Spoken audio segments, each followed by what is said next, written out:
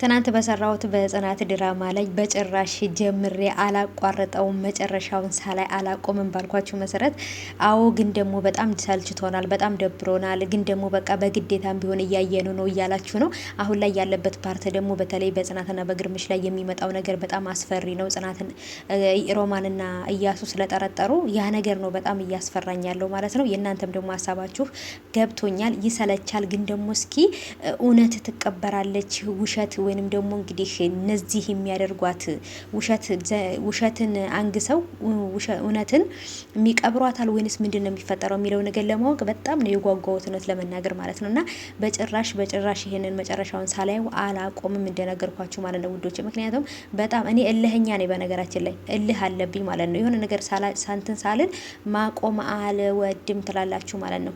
እና ውዶቼ እኔም በጉጉት እየጠበኩት ነው አሁን ላይ ያለሁት። ሮማንና እያሱም እንግዲህ አሁንም ጥርጣሬያቸውንና ክትትላቸውን እንደቀጠሉ ነው።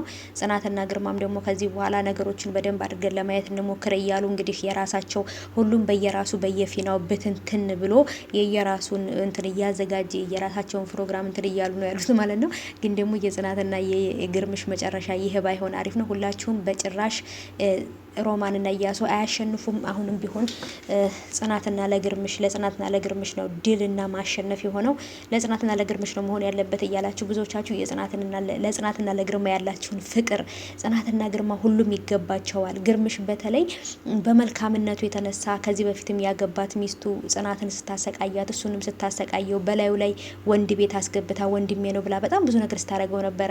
በቃ ብዙዎቻችሁ የራሳችሁን ሀሳብ እየሰጣችሁበት ነው እና ያ ነገር ግርምሽ በቃ አሁን ላይ እረፍት ያስፈልገዋል።